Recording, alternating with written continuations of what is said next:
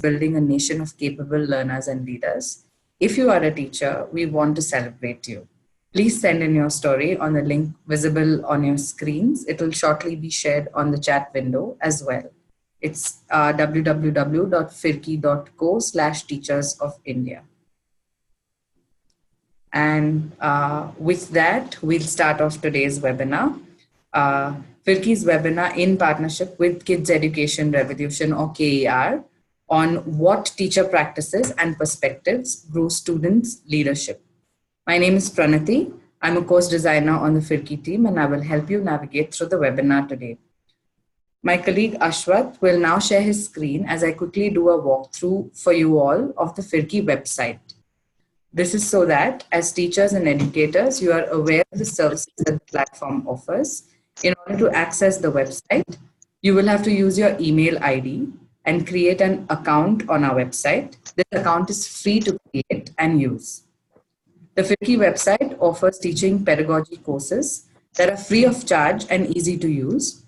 To register for different courses, you can click on the courses link, which is on the top left of your screen.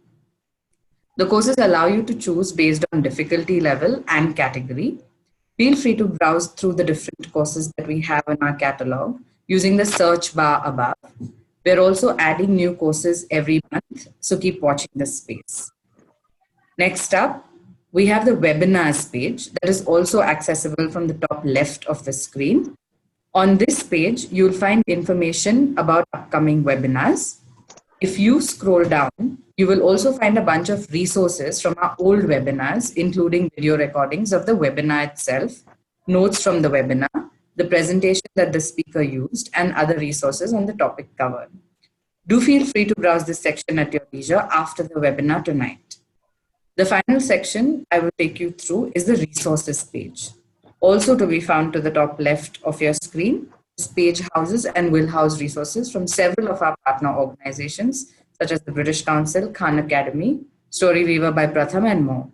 We're in the process of adding to this list, and you can easily filter resources by partner, grade or standard that you teach, and subject of instruction. We hope you find value in using these resources in your practice as teachers and educators. And finally, you can also find the Firki app on Play Store, and you can access these courses, webinars, as well as resources through your phone as well. So do download our app and stay connected to teaching and learning on the go. With that, let's move on to the webinar at hand today. Thank you so much for taking the time to join us in this discussion. In designing this and other webinars through the year, Firki team is hoping that we can disseminate meaningful knowledge and skill that takes us closer to our goal of improving quality education in Indian classrooms. In this workshop, students and educators will virtually visit some exceptional classrooms from around the world. And then we will be invited to explore teacher actions and mindsets that distinguish those classrooms. Our aim will be to foster self-reflection.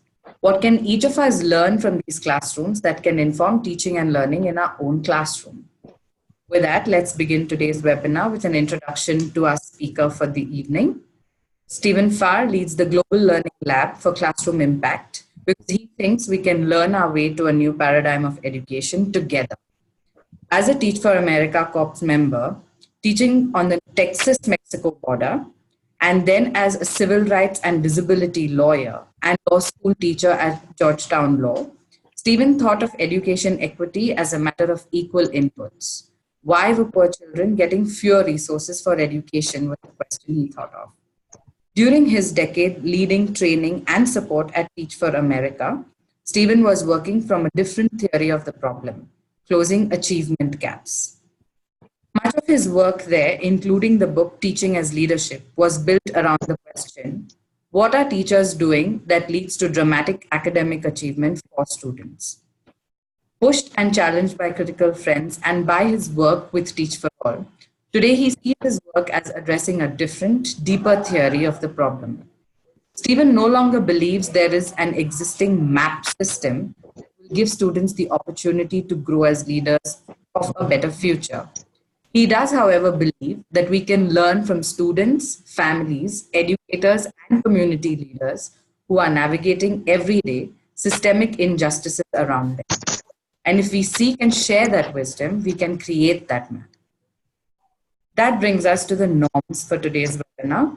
Given the large audience that we're expecting today, please keep your video and mic off to reduce the stress on the bandwidth. Unmute it only when our speakers take questions and comments. To ask questions or clarify anything, please write in the chat box.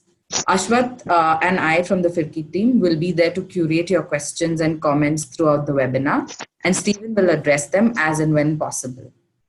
Do remember that learning new things is often difficult, but challenge yourself and reflect on your thinking and experiences today. The best way to remember something is to write down or discuss your learning with someone after the webinar. We also have Prerna from the Firki implementation team who's taking notes, a summary of which will be circulated to you after the webinar. And the webinar will be recorded and will be available to you on YouTube and the Firki website soon. We're also excited today as we welcome students joining the session from different cities. The students who are joining us today are part of our KER National Committee and Fellows of the Future Track.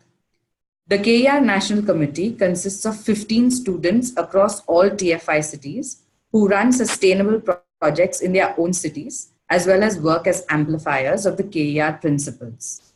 The students from the Fellows of the Future Track are our student interns from Mumbai, Pune, and Delhi, who were a part of Institute 2019. They helped in coaching the 19ers, as well as played supporting roles on school sites. This brings me to the end of my introduction. Thank you so much for your patience and hope you have an interesting evening. And over to our speaker now. Hello, everybody.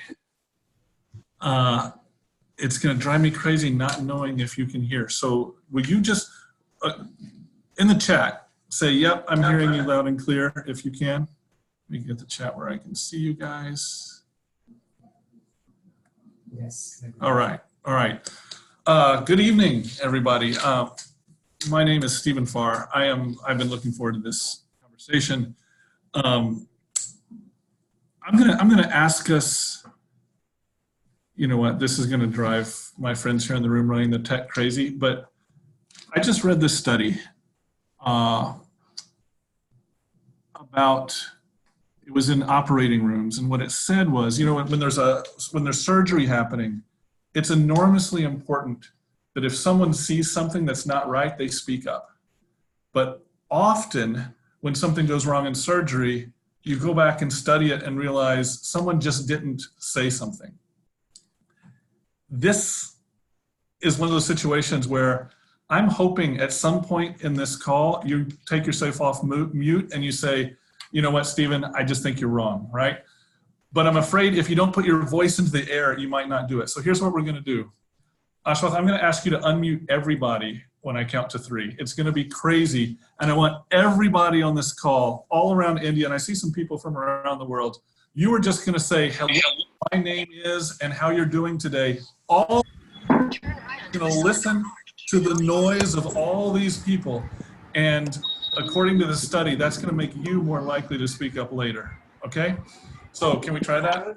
Can you mute everybody at the same time? All right. Oh, you have to do it one by one? Yeah, but go ahead. Oh, no. Okay. This is a lot of work. I'm sorry. I thought there was like a button to unmute everybody. Okay, unmute yourself.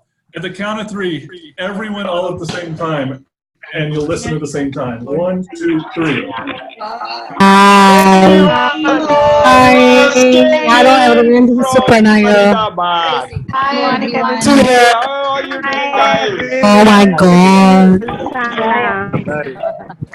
Hello guys. Oh, it's like music. It is like music. Thank you. Thank you for indulging me. Now, Ashwath's going to put everybody back on mute. Finally, I hope you will. With that, let's go to something that I'd like you to do in the chat. On the screen, and if you're on phone or something, think about it. I'm hoping everybody can get to the chat. I'd like you to go to the chat, quickly introduce yourself. Some of you already have. Do it again. Just tell us who you are, where you're coming from, what you're doing.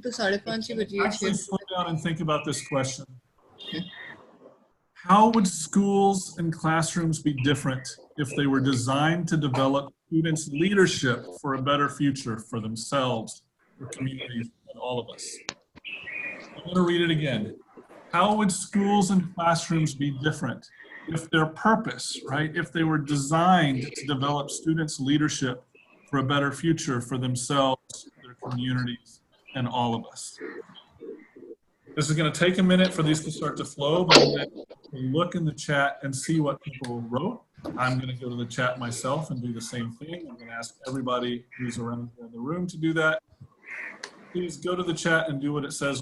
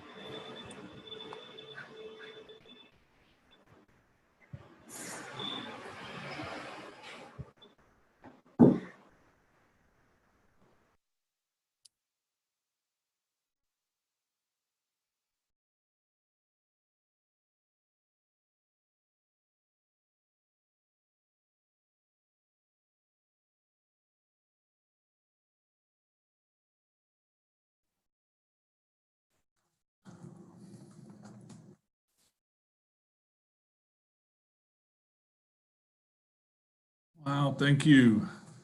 I can barely keep up. There's so much good stuff going on here. Thank you, JJ. Learning would matter more. We would see what inclusion actually looks like. Thank you. Aru. I see a lot of things. Thank you, Mansi. A lot about sort of teachers and students sharing the learning, challenging each other. A lot about student ownership of the learning.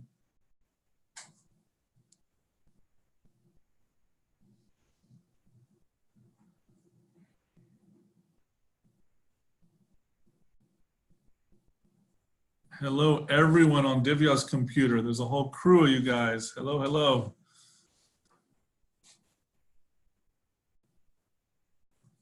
I love it. Questions would be encouraged. So many classrooms, they're not, right? Thank you, Anjali. Student empowerment. Students would be more motivated. I agree.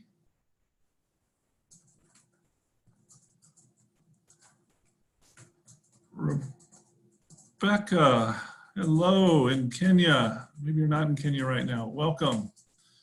Good to see your name. Thank you, Shakar. Well, I'm at one of those facilitator moments, right?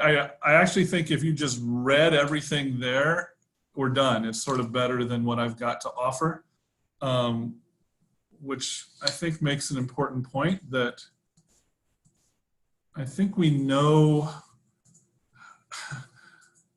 it's not really mysteries about how classrooms have changed, but it's nonetheless hard. And I'm looking forward to sharing a little bit about what we've been learning from studying classrooms like that. Just as a quick relevant aside, I bet most of you know who's in the picture here. Just current events. In case you haven't seen this picture, that's Greta Thunberg, the young woman student who helped spark a worldwide movement of young people marching in the street for climate change. What I cannot get over this picture because that's Greta striking, right? She left school, sitting in front of the government building in her country alone, totally alone. And this was 13 months ago, right? If you've been following the news, you saw that millions, literally millions and millions and millions of people, many of them students, marched for climate change this week. 13 months from her sitting alone to a worldwide movement. I think there's a lot we can learn about not just social media and how information spreads, but there's such rich learning about student leadership happening all around us right now, and how schools can and should react to students seeing problems and trying to solve them. Thank you everybody for what's in the chat. There's so much there that if you want to multitask or just turn me off and read what's there, I support that. There's a lot of wisdom in this group that I see there. What we're going to do here today, as the introduction described, is I work with a team at Teach for All. I'll share a little bit about what this is in a second, where we get to study classrooms where students seem to be growing as leaders and asking what's happening there. And we've got some choices to make together. Like I can take you to some of those classrooms, and that's really rich to see, but I think it's going to be really valuable to look at some of the patterns. What we've done is we've brought together people from, there's 52 countries in this network now. And I'd say we've had people from 40 something of them look at these classrooms together and try to distill out lessons. And that's what I really want to share with you today and get your critical friendship to them. But first, a little bit about where this is coming from. Again, my name is Steven Farr. I live in Washington, D.C., but I'm in Mumbai right now. And I work at Teach for All, which is a network of organizations like Teach for India. They're all independent organizations. There's 52 of them as of this week. Welcome, Tanzania. Soon there'll be 60, soon there'll be 70. All of them are unified by the commitment to work to change education so it serves all children to fulfill their potential, right? Education, support, and opportunity for all children to grow as leaders, for a better future for themselves, their communities, and all of us. And I work at a shop there called the Global Learning Lab. And we have just the ridiculously privileged, humbling opportunity to study classrooms across all of these cultural contexts that seem to really be growing students in that way and asking, what can we learn from them? So that's the frame for what we're going to share here. I'm torn because I want to go straight to what we've been learning. Like I can share those pieces. This is a map, by the way, of the countries that all this is coming from. But I also want to let you see where it's coming from a little bit. So I think, with your permission, I'm going to take a little time to share pieces of a couple videos that are some of the sources of this work. And let me just be real clear. I'm the mouthpiece here, and I'm the one speaking. There's at least 2 or 3 reasons why I probably should not be. What I'm going to share today is, one, coming from teachers and students like you around the world that we're studying. 2, the distillation of those learnings is coming from teachers and students like you. So what I'm sharing is not what I have seen, but when we have these things called learning loops, and by the way, at the end, I just want to invite you to join our learning loops. We have one right now going on about student leadership. Some of you are in that one, where we get people together, we visit the classrooms, and we say, what are you learning? And then we steal that, and then we share it with other people. That's where all of this is coming from. So right now, and I'm going to just have to be sure that this can work, I'm going to stay in India. India has been such an incredible source of learning for us in so many ways. Let me just see if this is going to work for sound. Sorry. Wait, but I haven't shared it yet. Is it showing? No. Okay, 1 second, please. Very good. So reflection means to think about what you did right, All right, please hold. Now I've got it figured out.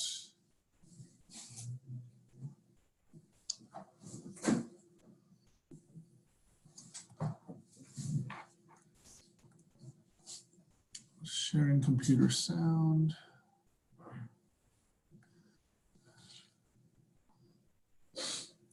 All right, the classroom I'm taking to, this is, welcome Shaheen. We're gonna go visit Pooja's classroom. One of the classrooms in India that really made me think about student leadership differently. And let me just ask if the sound is not working for you, you can put it in the chat and let me know, but I think this is gonna play through to you now. The first word is achieve. Everybody say after me, achieve. Achieve. Achieve. Never do I want a child to sit in a class and just to think that whatever is happening is meaningless. Very good. So reflection means to think about what you did right, what you did wrong, and what did you learn out of it. All right, so we are going to reflect on our dreams. You remember we started the day by writing our dreams? Can all of you just close your eyes for 1 minute? And just remember what we did in the morning. Whether it's becoming a dancer, a singer, a doctor, an engineer, coming to school should help you to fulfill those dreams.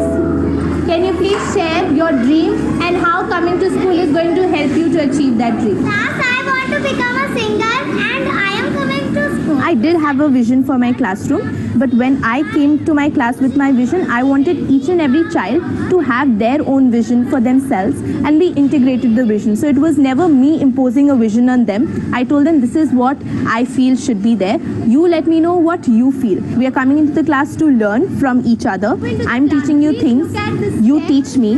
It's like a two-way process, and never are we going to force anything on each other. Let's give her a bubble clap. 1, 2, 3. Excellent. Should we do this? Should we do this? What should we do? The last one. So quickly just revise. Take 2 minutes to discuss in your team. I did not give them the vision for their teams. I said every team has their own flavor. So you tell me what are going to be the rules, what are going to be the values for your team, and that's how you're going to behave. So they knew that first they had to cater to themselves, but as soon as their work was done, they had to be sensitive towards the people around them and like take everybody together. Using sunlight and water. Teamwork is most important because in teamwork, if we are together, we can do anything. I try to express that what you bring to the table is going to be very different from what other people bring to the table. And together you just have so many ideas that you can just bring together to create a lot of magic. Team leaders, you will explain the process of germination and we will write these steps down in our notebooks. Okay? Every team has a team leader and the team leader behaves like a teacher. And inside the seed and it can grow because it is bad. So whenever a new concept is being taught, the team leader has to discuss with every member in the team what is being taught. So like after I do my role as a teacher, it's every team leader playing their role as a teacher. And after that, every pair in the class acts like a teacher. So they need to teach each other what is being taught. If somebody cannot speak the answers, I will push them to try. If you will try, then you can do it and answer the question. It really made them realize that they bring different flavors to the table and they can learn from each other. That strength and unity is something I really hope always remains. That it's not just about you, it's not just about your work, it's about your buddy, it's about your team, it's about your class. So never come to me telling me, Didi, my work is done. Is your buddy's work done? Is your team's work done? Because it's really all of you together who will end up doing something in life. 5, 6, 5, 6, 7, grow. It is very important to think beyond the classroom. Every team had to go in the communities and just go around, walk around and see something that bothers you. Come to class and discuss why did it bother me, what is wrong in that, and then try to find solutions. First we all discuss the problem, we discuss why it happens, then we discuss if that problem is there, what will happen, then we do teamwork and find out the solution. So if it is a problem in your community, what can you do as children? Use the knowledge that you've gained in classroom, use your convincing skills, and that's what they did. They failed a lot of times. They were like, Didi, we are not able to find solutions, people don't listen to us, we try to convince them, they're being rude to us.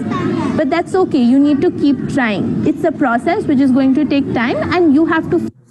I'm pausing the video for a second. Just 2 things. One small thing. There's a link to this video on YouTube. I can also give it. It's on the Global Learning website, and we'll put it on the chat window. But There's only a minute or so left. I'm going to ask you to multitask.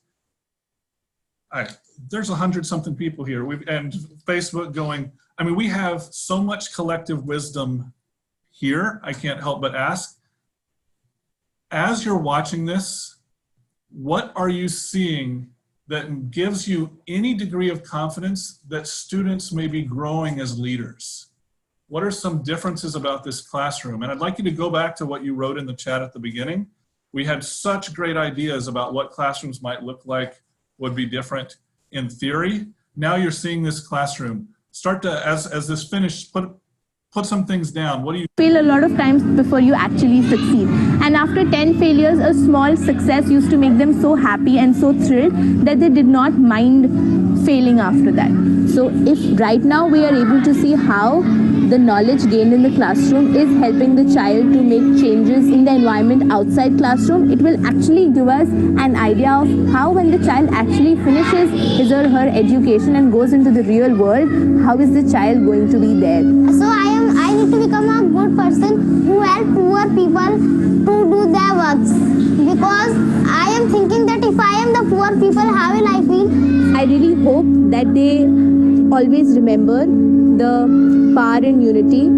I really hope that even 10 years, 15 years down the line, that passion in them never dies away. How they can use their energy for their passion to just impact the community around, and how to take everybody together with them in achieving their goals.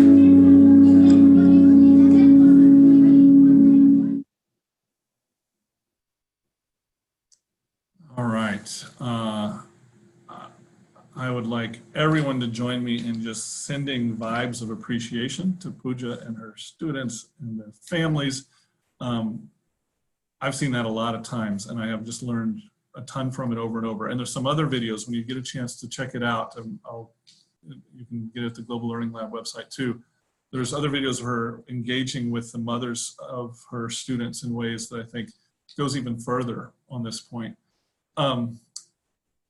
You all, I keep narrating the tensions I'm feeling as facilitator here. We've got dozens of videos that are similarly provocative and inspirational. I've got another video, I'm gonna hold it and maybe we'll come back to it. I've got a video of a student I met at the Kids Education Revolution named Rehan, speaking about his work as a student leader, and I think that that's important as well. I think I'll bring it back in just a little bit after we share some of the pieces here. So let me get back to the deck on the screen. All right, you all should be seeing that now. Last thing I do before we get into some of the lessons we're learning from these classrooms, and I ask you to be sort of critical friend to those lessons, is I want to share where I'm coming from personally on this. Some of the people here in the room have been hearing me wrestle with these thoughts the last couple of days, but I do want you to be able to take or leave this based on where it's coming from. You already heard how we're developing these studies by studying classrooms around the world and by crowdsourcing those studies. That's very important, I think, to what I'm going to share with you. But I also want to share, at least personally, why I'm obsessing about this question that this webinar is about. You know, I have 3 kids at home. Ella, Jeremiah, and Clara, whom I love dearly. And I'm thinking a lot these days about the world that they're inheriting from the rest of us. And if you're like me, the news is hard, right? We face, in our communities, in our countries, and as a globe, we face just enormous challenges together. Whether it is the environment, like Greta was marching for, whether it is growing intolerance and kind of a shrinking back, like narrowing the notion of who is we, happening in my country, it's happening in your country, it's happening around the world. Whether we think about global health, terrorism, there are all these challenges that we humanity have got to take on. And yet the more I travel around the world to classrooms and schools, the more I come to understand that most children are being educated in systems that were designed for different children. So many, including, I would argue in the Indian context, has an education system that was imposed on its culture and context. All the implications of that are hard to see, but the idea that we are all using classrooms that are sort of built on a model, some of you probably know this history, like it's kind of wild. There's this classroom model built for an industrial age that was largely for boys of certain wealth, and that we're now all using it. Just makes me ask, how does that need to be reimagined to actually fit the children and their contexts, right? Certainly those classrooms and schools were built before we had the uncertain future that we have now. The economy is changing. What jobs will be are changing. What it means to have a job is changing. And in many cases, personally, what I'm seeing is that some of those structures, like how we define classroom, how we think about teaching and learning, it's actually perpetuating divisions among people. It's perpetuating divisions of opportunity and power and privilege among people. Not to mention, the more I learn about the science of learning development, I mean, I'm sure there's people on this call that know more than I do. The last 10 years, we've learned more about how the mind works, really, than we did in all of human history before that. The idea that we have classrooms and schools that were built before that information and are not informed by what we're learning about how the human mind actually works, it seems absurd. So I'm fired up about this because the more I see the mismatch between our inherited models of classrooms and schools and what students, who they are and what they actually need, the more I think we have got to reimagine these. And the more I think the way to reimagine this is to involve students in reimagining their own education. Like, student leadership has to be the answer. And I do what I do because I believe learning from all of these classrooms around the world and all of these people trying and failing, like the natural laboratory of Teach for All, is, I think, enormously important, because we can learn from Pooja and her students, and we can learn from students like Rehan, and we can bring those together in conversations like this and say, how are we going to do things differently? Let's learn from each other. And that's the spirit of where this is all coming from. So you all, I'm going to encourage you, like I said before, the reason I had everyone come off mute is if you disagree, if you've just got a burning thing, come off mute and yell it out. But I'm going to keep going, and I'm going to ask some of my colleagues to keep an eye on the chat, because I do hope you will put comments, questions, and they will say, hey, Steven, a lot of people are saying you're, full of it on this point. Do you want to talk about that? So please put it there. But that just gives a little bit of a preview of what we're going to do. I just shared why I'm feeling a real call to student leadership, even as I don't know exactly what that means, but I'm here with you to explore that a little bit. And like I said, the way we're doing this is we're studying classrooms where we think it's happening. And what I'd like to do now is share some of the findings from those classrooms. And I'm going to involve you in that by having you be critical friends to that. The last piece I just want to note, because I think a lot of us, especially when we're educators, we're thinking about, what do my kids need to be able to do by the end of the year? When we study these classrooms and ask, what are those teachers and students, like Pooja and her students, but imagine that we've got dozens and dozens and dozens of examples like that. And we say, forget about what the Ministry of Education is asking for. What are they valuing? What kind of growth do they want to see? We see these 4 patterns. Proficiencies, which absolutely is academic achievement and reading and writing and math, right? Pooja's students, they grew dramatically in their reading skills and their writing skills. There's no doubt that's there. But you know what else we hear from those students and those teachers and the families around them? They're saying, look, we value our students' growing awareness of their own assets, challenges they're going to face in the world. We hear them saying, we value our students' growth in dispositions. Are my students it's more likely to work hard when things get hard, right? They're resilient. And that last one, this one's so big, I just can't tell you how striking it is to visit a classroom in India and Ecuador and in Baltimore and in Chile and in France and have almost the same thing said to me, which is, we value our students' growing agency, their ownership of being able to see problems and solve them. These teachers say that's as important as the reading and writing. In fact, that's how we get to the reading and writing, is through growing our students' agency.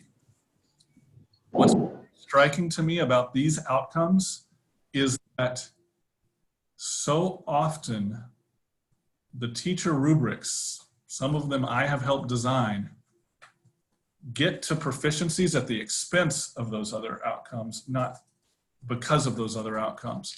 And what we're going to do today is we're going to ask ourselves, I'm going to share with you some of the patterns in classrooms where, from what we can see, students are growing in these 4, I'm going to call them student leadership outcomes, all together.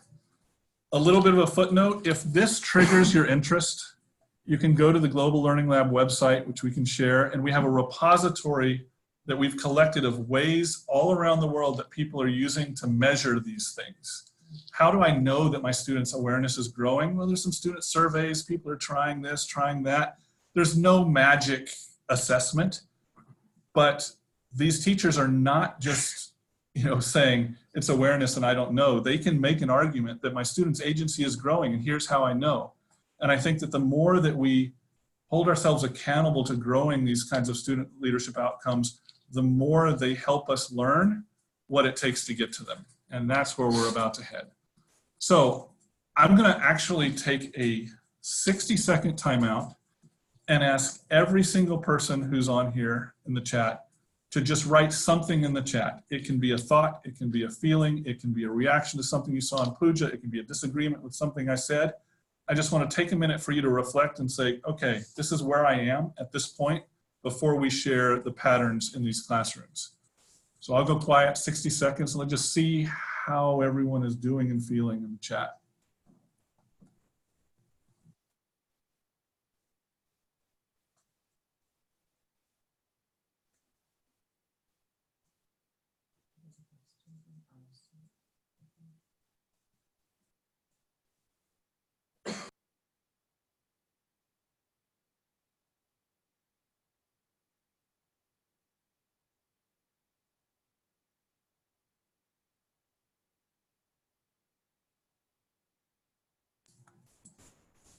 Thank you, Arzu. I see that question, and I'm hoping that some of what I'm about to share will get to it, but I hope you'll keep challenging us.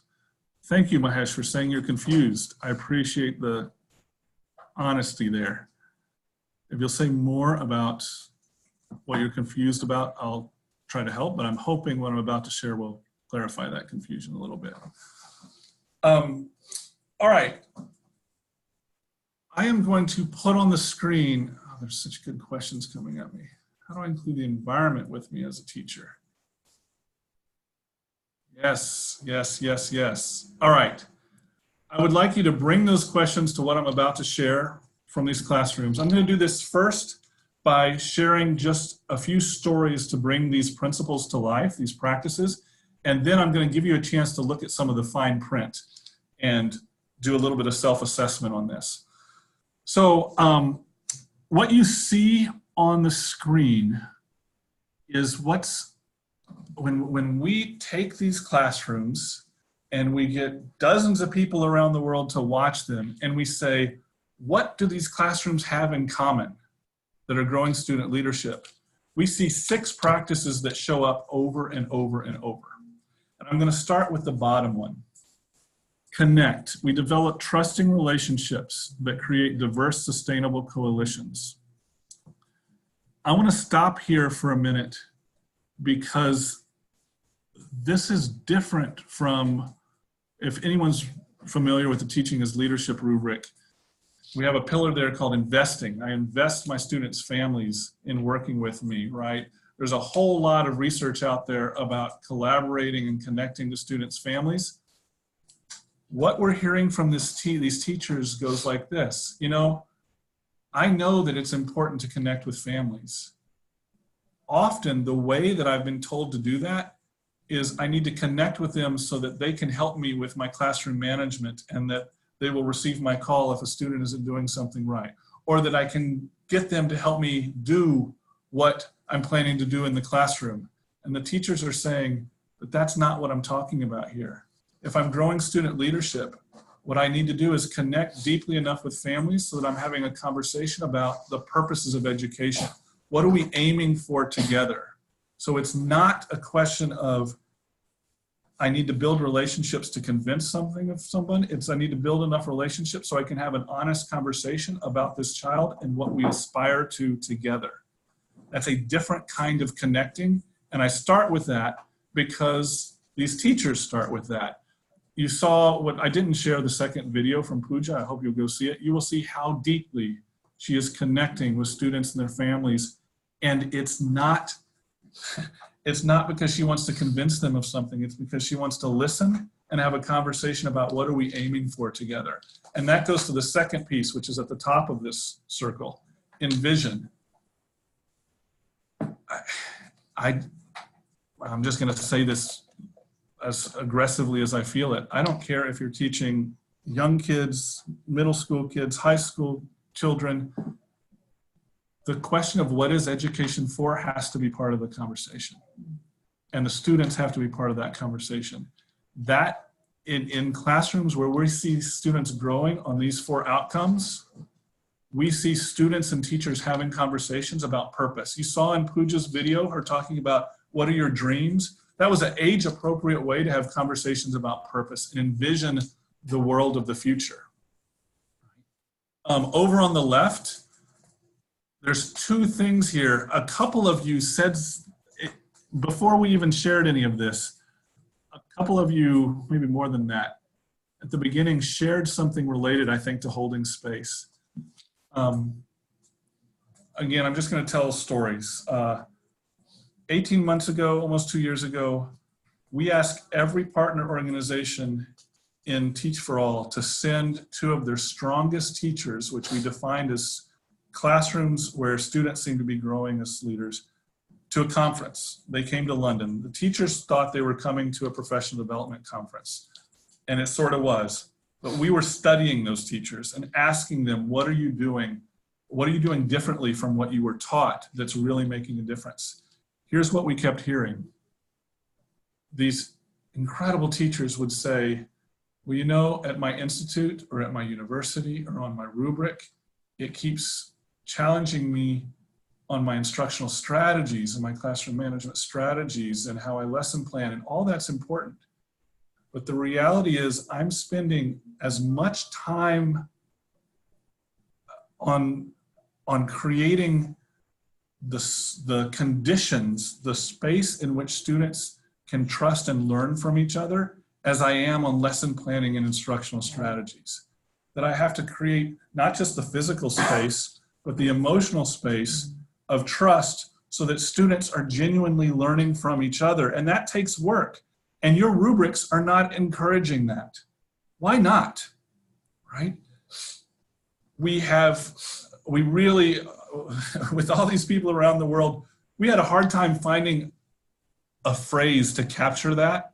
I think hold space feels a little odd to me, but that spirit of creating safe places to trust and fail is a lot of work, and there's ways teachers do it. And so we've got that here. That the next one, facilitate, that is the things that are often in our rubrics. You do have to lesson plan, right? We do have to be able to question, and instructional strategies matter. But the key here, I think, is the pair of those, that teachers who are actually concerned about growing students' leadership, their proficiencies, agencies, awareness, are putting a lot of time into how they create the opportunity for students to learn from each other. I'm going to move over to the right. I promise I'm going to get you all engaged with this, but I just want to keep telling the stories about the patterns that are coming out of these learning loops. Build expertise. I mean, I think probably, I don't know if there's some kind of like no kidding emoji to put in here. People will just say, well, no kidding. You have to know your content. If you're teaching math, you not only have to understand math, you've got to understand how your children misunderstand math. And that's work, and it matters. And many teacher excellence models, including some that I have worked on, stay neutral as to the content. But what we're hearing from the teachers that we've studied is, you know what, it took a while, but until I understood the content and understood how my students receive the content, I couldn't help them learn it in a way that grew their agency.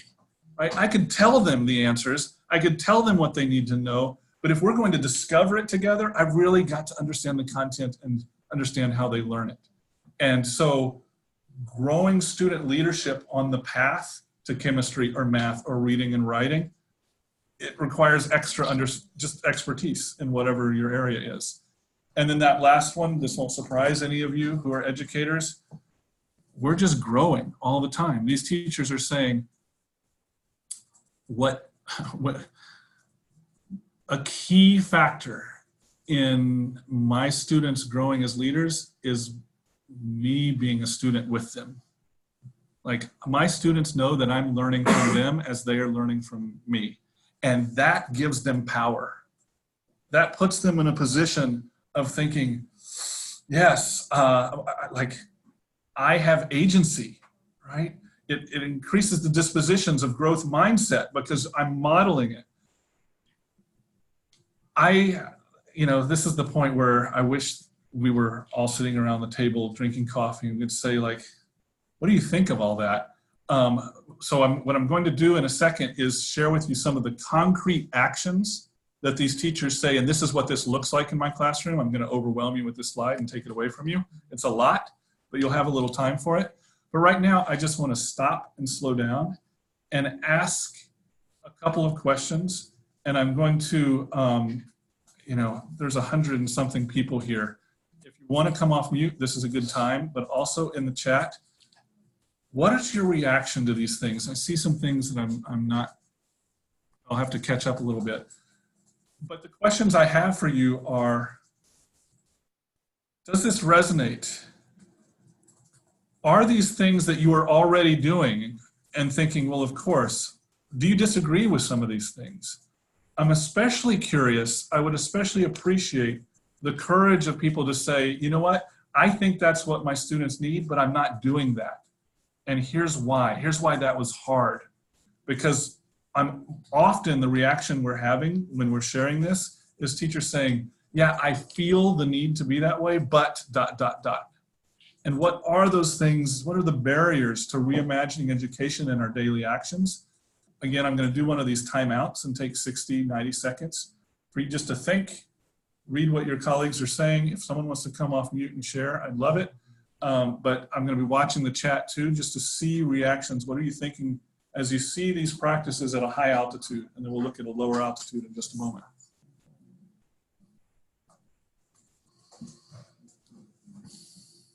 If any of you all have any questions,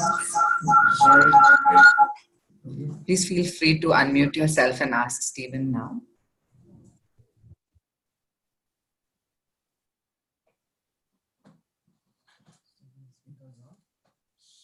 Speaker is back on. Yes.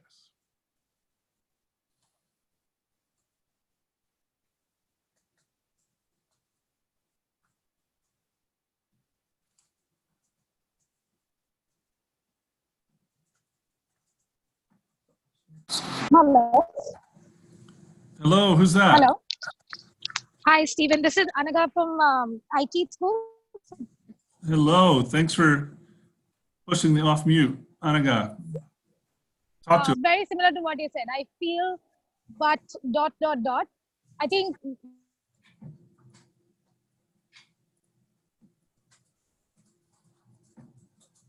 Uh-oh. Anaga, we lost your sound.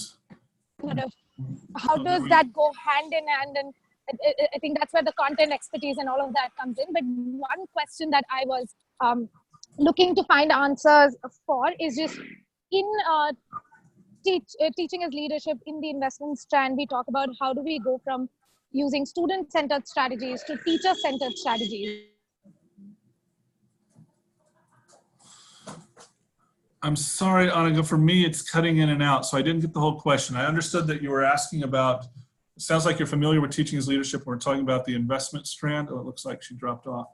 And you mentioned from teacher-centered strategies to student-centered strategies, or maybe you describe it the other way around.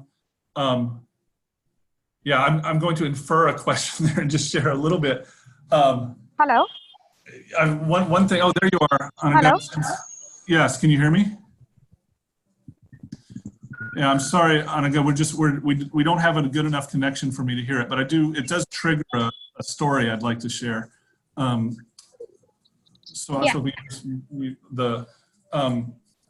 Well, two different teachers in these studies, this was in London, they said, you know how some people say you have to shift from sage on the stage to guide on the side? Actually, an international phrase, but there was like this, and these two different teachers at different times said, I've always heard that, and I've thought, yeah, I'm trying to become guide on the side, but actually there's something else. And this goes to the point of student-centeredness is when I, as a teacher, am a learner. And those teachers were saying, it's when I design the lessons that we discover things together. I don't know the answers to them. That when we get to that point, that's when my students are learning the most, in part because they're seeing me learn and explore together with them. So I'm sorry, Annika, if that wasn't exactly the. No, it was. It was just as a school leader to drive a teacher or teachers for that matter from teacher-centered to student-centered strategy. There are multiple levers that you have to keep pulling and pushing, and then the different aspects that you have to take care of. So I was just trying to envision what would that look like, and if I had to design my PD for them or learning experiences for them, what would that mean for me? But I hear you. Yeah, well, and when I'm about to change the slide and give you some of the specific actions that these teachers have listed, take a look and you see if you find any of them helpful.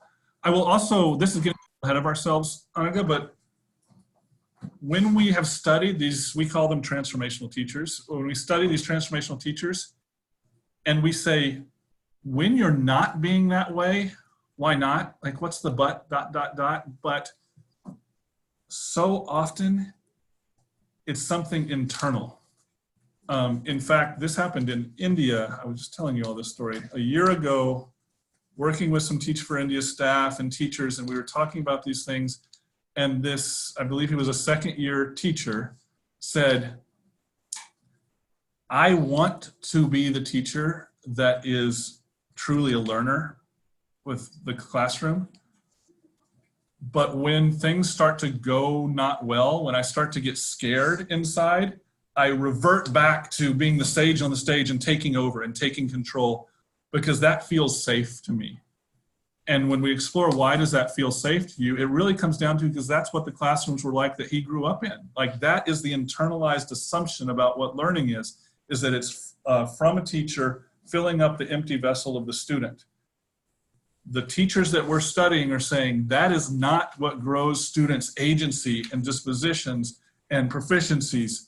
It is when the students are taking ownership, and that means you have to let go and you have to unlearn some of what you have internalized about what teaching and learning is, because of course that's what you think. Every classroom you had, maybe, or most of them, were like that. And so that feels like the safe place. But if you will work through the fear, you will find that it's going to be great, right? It is going to be great. I'm going to ask you all to do a little bit of a reflection moment here. Before, I'm going to share a kind of overwhelming slide, and let me just make it less overwhelming. I'm not going to ask you to read all of it. I want you to know that it is incomplete. The way we have built this model is, we're building a website for this. The idea is any teacher should be able to look at these practices and bring their own, what's the best way I've ever held space, and add to this, right? We want it to be a conversation so that people can come and take and pull. So what I'm going to share is some examples. These were not created by me. They were not created by my team. These were created by teachers that we've been studying when we said, all right, if we were going to organize what you're doing by these folders, these 6 practices, what are some of the specific actions that you take as a teacher? So here's the assignment, everyone. I'm going to ask you to look at these, pick an area, and just do a little self-reflection. And what I want you to do is share in the chat, you know, I think I do this well. I think I do this, I could do this better. There's an idea I'd like to use. Whatever it is, what does it make you think about your own practice? Including, I think this action is a bad idea because ... right? I want you to just do a little self-reflection. So I'm going to ask you to pick 1 or 2 areas here. Look at this, you see it's very simple, the language says this may look like. This is not a checklist. These are examples of what teachers who are embodying these practices are doing. What do you think? What would you add? I'm just going to watch in the chat for people to share after they've had a chance to look. So I will try to be quiet.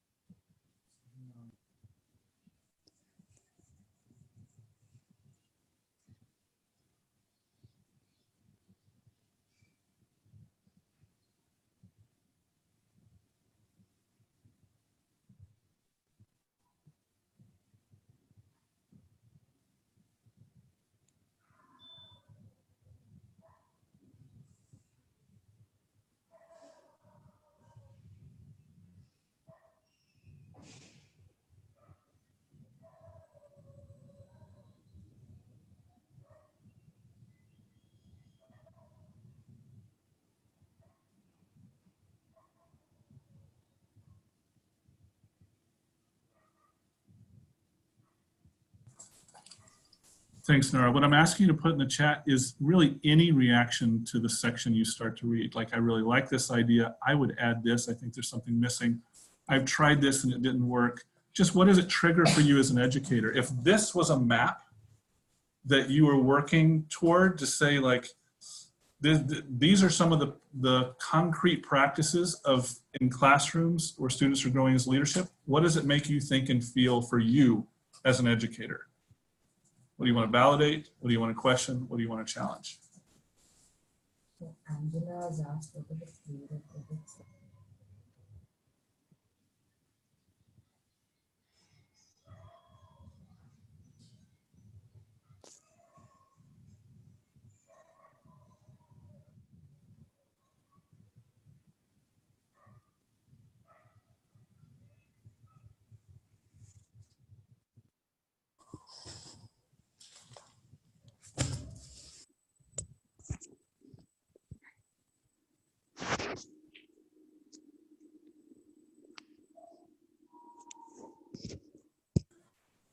Thank you. I see people starting to share some reactions.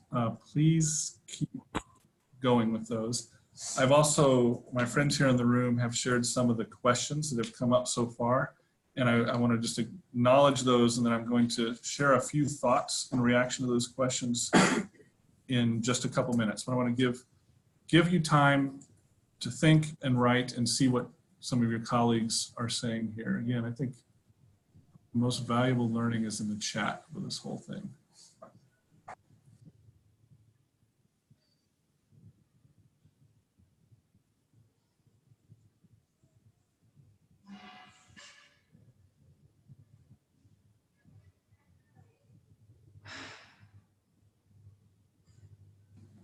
Thank you, Monica. Thank you.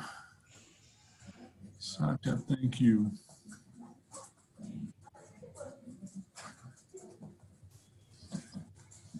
There's a few questions that have percolated there, and I'm going to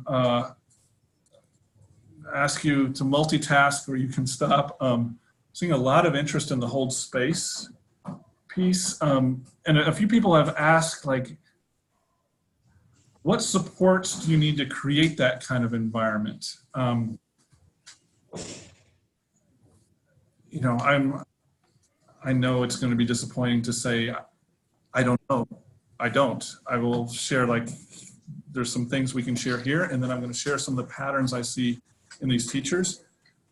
These are things I feel very, very strongly about. One is, don't do this alone.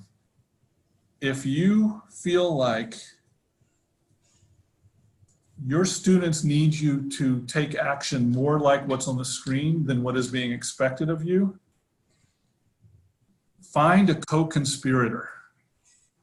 Find one other teacher who you can talk about so that you don't feel alone. This is coming from, you don't need to know details, but 3 years ago, we brought together transformational teachers in Malaysia, and we were studying them. And we did all this professional development, and we gave them surveys, and we said, what are, you know, our surveys were basically like, wasn't our professional development so great? Do you agree, right? Like, what did you learn from us? You know what they said back was the most valuable thing about being there at the conference? Over and over, I just didn't feel alone. Like, I am feeling called to show up, to have a different way of being with my students than my head of school is encouraging me to do, than my head of school expects to see. And it's exhausting to swim upstream against those structures and expectations. But being in a group of people who are also thinking about how we can reimagine this is so energizing.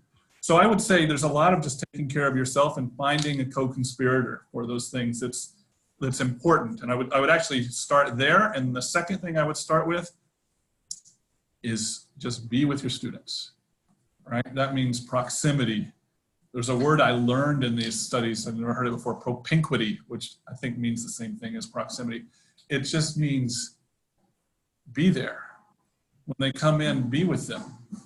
If you have a chance before or after school, be with them. Because the connections, the two things that make this happen, I think, are feeling connected yourself and feeling connected with students, just as human beings. And these things flow from that.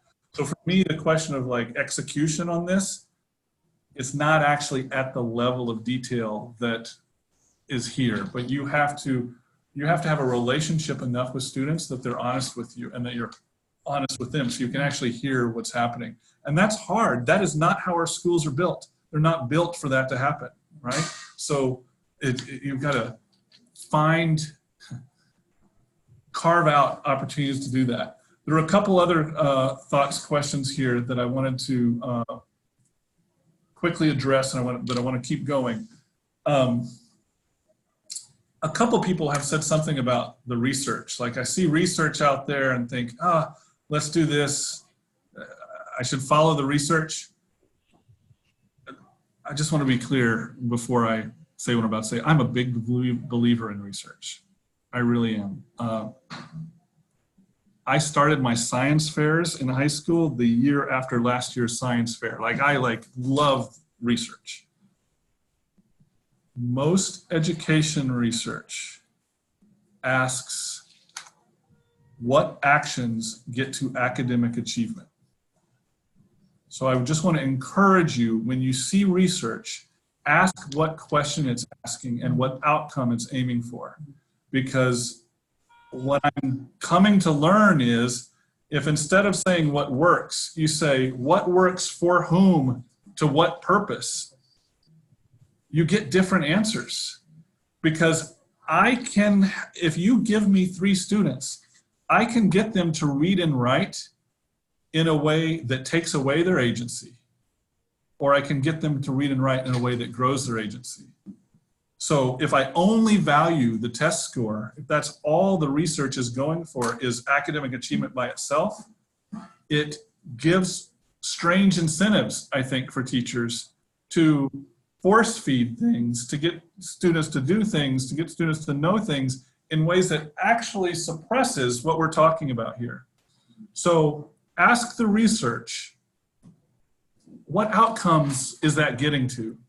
And it's not that research for academic achievement is not valuable. I just think if we're talking about growing student leadership, we've also got to ask other questions of the research. So I've turned into a bit of a pain in these meetings. Like we get to go to some of these places, the OECD and World Bank, and they're doing all this stuff with John Hattie. Like I truly do love those indicators, but anytime someone says do what works, ask for whom, in what context, to what end. Just ask the question, right? And I think there is so much to learn from these teachers around the world and these students around the world like Pooja that is not being captured by that research, that I just want to add this. Just add this to the conversation. There's a lot going on here, but I'm going to add a layer of this that I'm excited about. Taking us back to the 6, right? These are the high altitude practices. Anyone want to guess what happens when we study the students, not just the teachers? What are the students doing and being and saying in the classroom? When we interview students, let me tell you a great story. Most people on here probably know what the Kids Education Revolution is. I was able to come in February with my son, who got to be a part of it, but I got to be in the room and help host something that was the Student Leadership Learning Loop. So we had 14, I think it was 14 students who were working to improve their classrooms and schools, making dramatic actions in their communities. And we virtually visited their projects, and we had a group of students and adults say, what can we learn from them? Guess what? I'm so excited about this. You're on mute, you can't guess. I'm just going to tell you, it's the same thing. Guess what? Students, if we look at what the students are doing, we can categorize them in the same categories as the adults. Collective leadership, growing leadership in ourselves and students, it's the same thing at this altitude. What are those students doing? We talk to them. Well, I'm connecting. I'm not doing it alone. And that means more than just transactional. Will you do this with me? Like, I'm working with my friends and they have my back. They know me. They know who I am. And we are imagining a different world and we're working toward it. You know what else we're doing? We're giving ourselves, creating space to work together. Like you can go through here and it's the same stuff. So I'm going to ask you to do the same thing now. Here is a list of what those students said to us, categorized by these things. I don't know the implications of having the same model for teachers as for students, but I think it should be big. Like still thinking about this, really, what are the implications of this? But take a second to check out, and again, I didn't write these. We have this thing called the Student Leadership Advisory Council. We got KER people. This may be a time when I should show a video of Rehan actually to give you a sense of where this came from. But take a quick look at what some of the students said are key to their growing their leadership and their colleagues' leadership.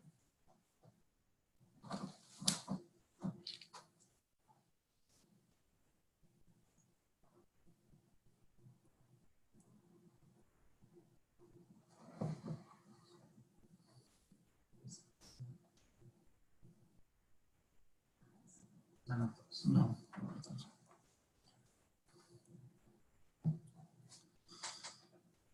All right, I am going to call, fantastic.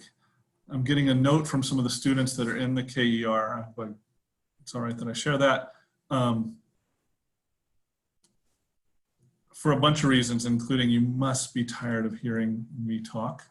I am going to give you just a second to get this worked out. And then I'll introduce him, please. I so appreciate how actively people are using the chat. I still want to be sure that people are feeling empowered to come off mute, but let me get this.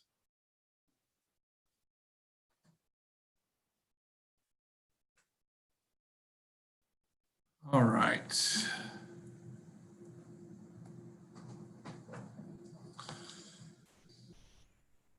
So I'm actually going to, this video is, I mean, it's only 8 or 10 minutes, so I'm not going to show the whole thing. So there was this one student whose project we learned about in this learning loop, and then I had the chance to meet him, who started an organization called Pencil Bricks. Maybe some of you know Rehan. Does anyone know Pencil Bricks and Rehan? And the general idea of Pencil Bricks was students getting together to help each other and take on challenges in their school and community. Fantastic. People know Rehan. This is so random. Some of you may know this. I just got an email from Rehan. He's going to see the Pope. Does anybody know this? I mean, he's on his way to Rome. I mean, it's nuts. So he started this co-founded, I think, this organization called Pencil Bricks. I'm going to skip ahead. He describes that it's students getting together before and after school, supporting each other, seeing what challenges they want to work on together. But then he started telling me about this challenge in his community, and that's what I want to share. I just want you to think about Rehan's, what leadership is he exhibiting? And think about it in terms of those paths. We started like we have a very big dump out there. So first of all, there was only one mountain. Now we have 7 mountains around. So every day there 4,000 tons garbage come. That is sure. We know that 4,000 tons garbage is coming, and it increase, and all the industries release their chemical there only. Like there is very much chemical which are mixed into and they create a very bad chemical for the soil, and it affects people in many ways. Like garbage mountain happen fire, so people will have so much pollution in their community, and water quality becomes so bad because they are releasing their chemical, so it go in soil and it affect to water. And if people have, some people purifier, so it not work of it because it quality is very bad. So garbage mountain affect very much to us. It is very big, like it would be like a building, like 6th, 7th floor. Okay, it is very big there, and you will climb it now, so you will be like you are climbing a real mountain. You will feel, because it is so strong. They made it with the garbage, because every day garbage is coming and they are making roads for the car and many things. So it affects the, like we have many type of 2, 3 or 5 type of garbage. One is veggie waste, rum waste, and plastic waste, and etc. So they are all mix, so chemical creates, because they be for long time, so it go in soil, so it affects people. We have mosquitoes, we have different type of health effects. It affect to our health also.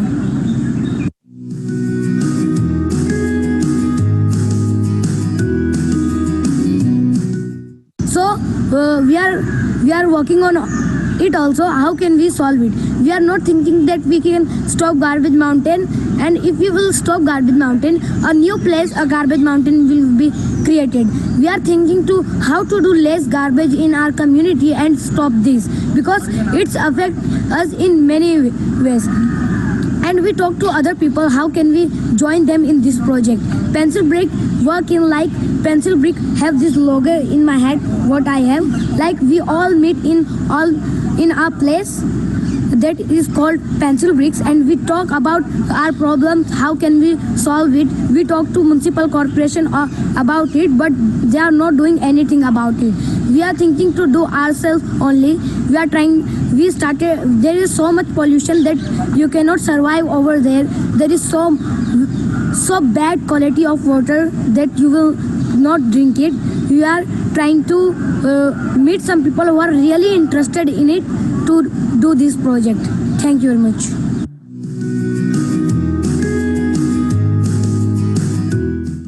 I climbed Garbage Mountain because I want to show my people that this is illegal and this should be not done here, because it is affecting us. I climbed Garbage Mountain. I took some pictures, and some men come running. They took me in a house. They were telling that they will beat me, they will kill me. they were angry on me. They were telling I will call him and they will kill you. That time I was not afraid that they will kill me. I was very angry because this is my community and they are telling me only. And I was thinking that if I will be afraid, someone else will come and someone else, a new Rehan will create in my community. He will come to solve it. They will do again this thing. I was angry and I said, if you want someone numbers, can I give you? Call him, go. So he was very angry on me and he was very angry. Then in few times I was angry and he was also. He said me, I will kill you. I said, in 5 minutes you will not let me go to my home. I will tell my friends or I will run and rush and I will tell my community people and took them over here. They were afraid. In some time they left me and I go to my community, but they take my iPad, so they delete all the photos that I was having, and I want my community people trust. Again in the morning I took all the pictures and I was not afraid that time because I want to show my community. And I show to my community and we go to them and we talk to them. And now also we are searching that who are the men, like they are not available now also. We are working still on this project. I was not scared because there were people, it was my community, our community, and they were working illegal things in our community and they were telling to us only. That time I was angry and I was not little bit afraid of them because they think they are doing cool thing in my community and people will not tell them anything. This is our community. We are going to live here and we will solve all the problem of it. And pencil brick is with the community. Thank you.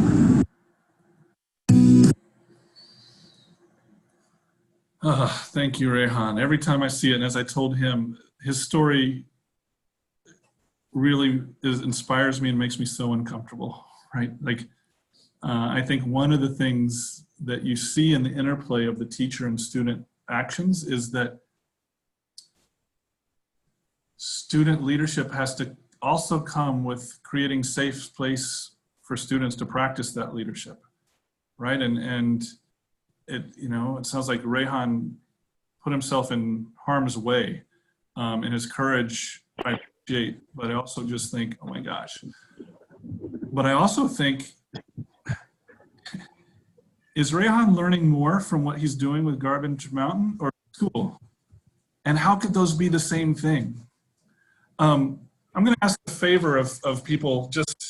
I just took a picture of this screen that I can send Rehan as a little bit of appreciation. If you have a thought or a note that you'd like to share in the chat, I'll copy it and send it with the picture. But I'm going to tell him that I just shared. This video, by the way, I've never shared with anyone. We just shared a video by phone. If you have a note you'd like to share with Rehan, please put it in the chat. And as I shift over, we can gather those. Then I'm going to get us to a place where we're just going to have a discussion the rest of the time.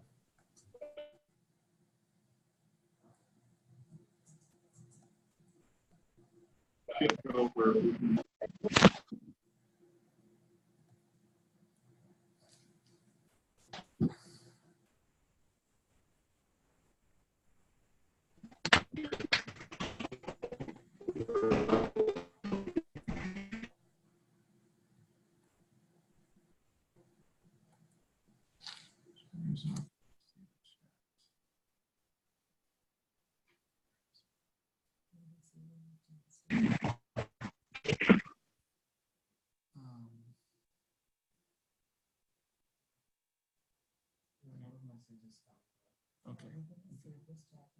Yeah, I can grab it.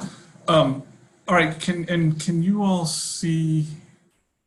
Yeah, they can see the slide. Yeah. Yeah, but it's not full. If I put full screen, then I can't see the chat now for some reason. I don't know what happened there. Okay. You all, what I'm going to do, there's 15 minutes left, and I want to have open mic questions. But I need to make a confession. I just want to fly over other things, and I'm going to put links that you can go explore more. First, it's not just teachers and students. When we study coaches who seem to be developing teachers, guess what? Same patterns. And so we've got the coaches' patterns here, and you can see that. I have a strong hypothesis that these patterns really go to anyone who's trying to change systems collectively, but we're exploring that later. But the next thing that I just want to point out so that you have the framing, but we're not going to talk about this much, is that what I shared with you here, these are actions, right? These are things teachers do. I think the most challenging part of what we're learning from these studies is that so much of what's important to growing student leadership isn't actually teachers' actions, it's their ways of being and values and mindsets. We're calling these perspectives. And so there's another set of things here that again, I can share links. That's what's happening inside the teacher. And I keep thinking of this as an iceberg. Like what we've talked about so far is just the stuff above the water. What can you see when you get in the classroom? But when you talk to the teacher, over and over, we hear them saying, well, I'm growing, I'm struggling with moving from thinking I to thinking we, or to think both about the systemic change and individual effort. I'm not going to go into this right now. It would take more time, and I took more time telling stories and showing videos. But this is very, very important, I think, to understanding what it takes, is what's happening inside you as a teacher. And there we go. Thank you. Put in the chat. There's a PDF there, and I can also give links. This is all on the Global Learning Lab website as well. And then the last thing that we're not talking about here, there's Pooja right there, is that the learning theory matters. And all these are a package, right? But when we say teachers, how did you become who you have become? They describe ways of learning that are collective, that are truly human. Like some of them say, I learn emotionally and intuitively. It's constructive. They're building themselves. What I'm excited about with these principles is they're the same things we see Pooja doing with her students. And that, I think, is the headline. It's if we want our students to learn differently, our adults have to learn differently. Because, and this is back to that first story, we have all internalized a different concept of what learning is. And so we have to learn in ways that are disorienting. That's part of what Pooja's doing with her students. What are we doing to disorient ourselves, to think differently about learning? All of this, again, we'll share and we can find another place. I'm going to stop. And for right now, I'll just go back. Here's the march in India with the same question we started with. You can come off mute. You can put things in the chat. I'm going to ask my friends to note what the questions. They don't have to be questions. If you just want to share a story or a reaction or a feeling, anything, I'd appreciate it. We'll just spend the next 10 minutes or so letting people hear and see from each other, either in the chat or out loud.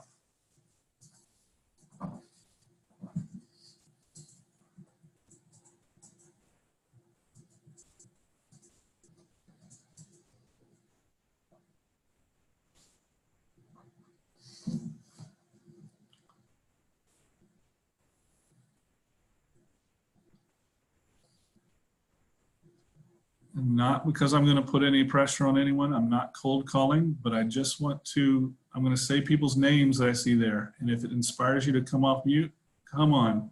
Sarita, are you coming off mute? Are you about to talk? Yeah, I mean, first of all, I'm sorry I sort of joined in a little late, got stuck in a traffic jam.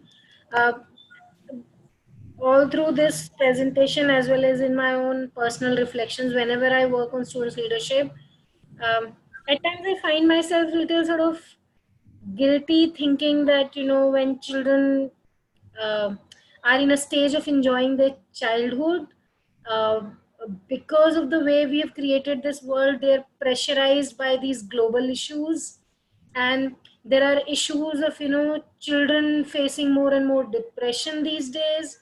How much is like, you know, too much in this, you know, space of student leadership is at times I'm not able to assess. If there's any reflection in your experience or any other participant's reflection. I share that question. Yeah. I really do. I will tell what here's what I think the answer is from my hypothesis. What's depressing to kids is not that there's problems in the world, but feeling helpless to solve them. And I keep thinking about this week, that exact question with Greta, like, these are the most dire, but those marches were so joyful, right? Like, there's so much fun and joy in being together and thinking like, I have agency to solve a problem. And so I think that's where we have to focus. Yes, kids need to be kids. Kids are going to play. If anyone who's been to KER, it's playful. Like you can't stop it. It's fantastic.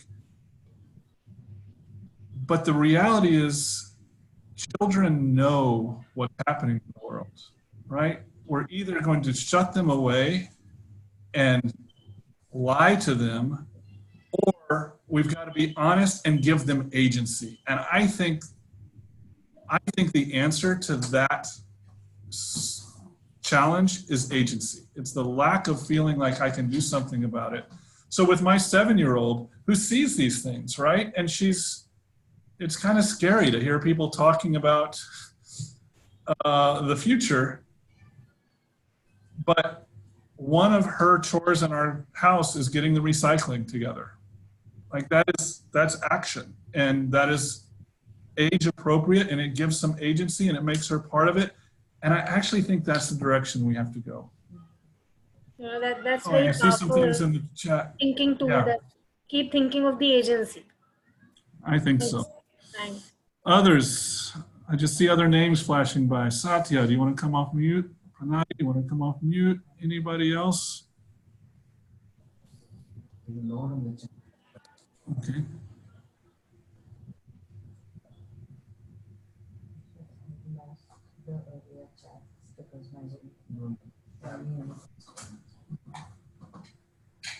If you see questions, I should let me know.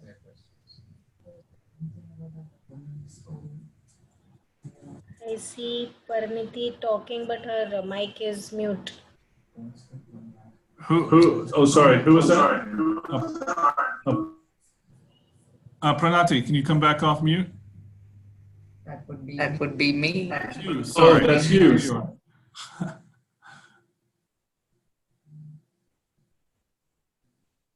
Okay, I could go. This is Neha. And there was a question in the chat window also. It's like often what I've seen is sometimes leaders know what is expected, sometimes teachers know what is expected, but how to drive it is a skill that often is missing in people. And unless we build that, it's very difficult to have that those classrooms, right? And like when we get teachers, when we get new teachers, it's that what all do we train them on? And they will have to do a lot of mindset shift also and build a skill to be able to do it. Yeah, I don't have much to say to that except I agree. I will. My own journey on this, if I had been leading this, I mean, I couldn't have been leading this webinar 7 years ago, but I've been doing this kind of thing for a while. I would have said like, well, the key is these actions. Help people figure out how to do these actions. I don't actually believe that anymore. I think those actions come from perspectives and mindsets that there's real unlearning if we're going to do it differently. And so I do think we need to give more time and space for us as adults to do that. What gives me great hope about it is engaging and learning like this, I think is actually more natural than the way we've been taught to do it. It's more human, it's more relational.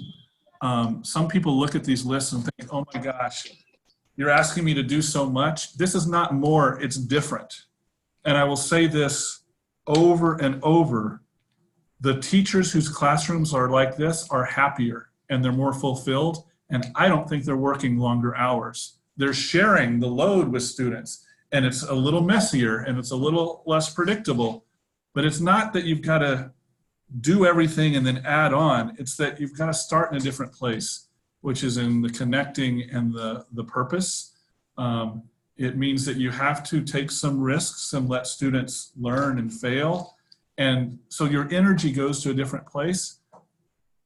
But I think that we can do it with conversations like this and noting, you know, I truly don't know exactly what it looks like systemically, but I'm hoping to like. Yeah. So what you're saying is like, of course, I agree with every single point. The discrepancy where I've seen this, Steven, is like the teachers, especially that I would talk about my schools and the communities that my teachers come from.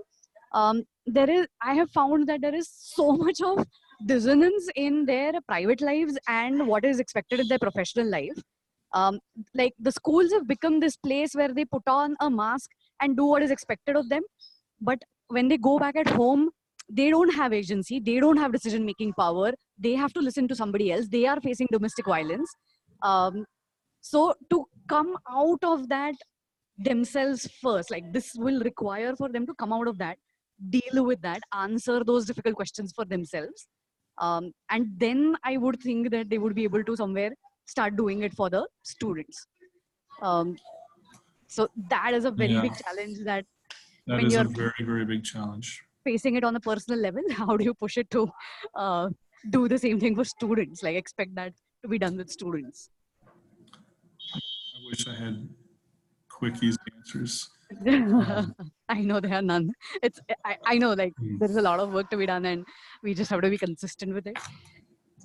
I mean, some of those issues you describe are obviously delicate, but I will say that the teachers we study are more honest and vulnerable with their students than I ever was with mine. And I think there's something in that. Like, you know, it's not a facade to say I'm learning alongside my students and I'm growing alongside my students. You know,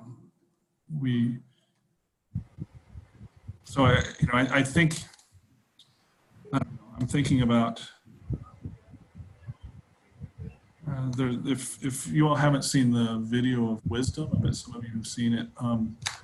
He's a teacher who is in Denver, an immigrant to the United States, and in a community where there's all kinds of racial tensions that he's experiencing. And the way he ran his class, like this wasn't the point, but it was therapy for him too. It was like, it was just so real. And I think those students grew so much. So yeah, I wish I had a simple answer to that, but I do appreciate there are very real challenges to all of this. Like every day we're asked to compromise on these things. And I think part of this is just being kind of explicit that I think what I need to do is this, but because of something I'm doing something else, but that's not who I am, right? And it's, there is a lot of self-work, and you'll see if you look at the perspectives that I like, that's sort of what I mean by the under the iceberg thing. There's so much internal work that has to happen for this to work. Thank you for putting Wisdom's video there. You all, I'm conscious that we're at time. I think I need to hand this back to you all. Let me just, if I can, let me just end with a quick invitation. On the screen, I can put it in the chat, is our website. As I said at the beginning, all I am doing is sharing other people's ideas, but I have the platform to do that. If you would like to join us on some of those learning loops, I can't even remember what the next one, the student leadership one is ending October 2nd, and we'll have more and we'll have more. Or some of the workshops that we're doing, any of that, please do. I really appreciate the time. I'm going to save this chat, not just for Rehan, but for me. I think I could probably improve what was on the screen a lot just by the ideas coming from you all, and that's the whole point of this. So many, many thanks for the time on your long days and evenings. Really appreciate having the time with you. Let me turn it back over to you all.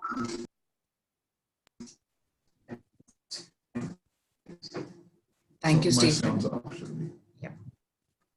Thank you so much, Stephen, for being so generous with your time and expertise today. Could you also please quickly share some of your thoughts on the webinar today? So my thoughts on the webinar? today? Oh my gosh, I don't know. Like, I want to know everyone else's thoughts. My thoughts don't mean much. I find this really fun and inspiring because I feel like there's this collective wisdom in classrooms and schools that are trying to do things differently that doesn't get out. And so I'm energized by this because it's a chance to represent and amplify all these students and teachers' thoughts. And the fact that some people in this call are not saying that's all crazy, that's no way, gives me hope, right? That there's just like different ways. And there's a lot of people actually experimenting with these things, but we're not shining a light on them. So that's what I'm appreciating about today. Thank you so much. Thank you so much. So in terms of you, we'll be sharing a feedback form with you guys on the chat window. I think Ashwath would have already shared. Please do share your thoughts and we can forward those to Stephen once we've collected them together. In addition to that, we've saved the chat that you guys have typed in your questions. So there were a lot of unanswered questions due to lack of time today. But we'll probably collectively send them to Stephen, and as and when he could answer them and get back to you, we will try to make that happen either through the contact Firki ID, or we could ask Stephen if he could get back to you guys individually. If that, we would encourage you all to write to contact Firki with your questions, and we'll see if we can get Stephen to answer those and get them back to you.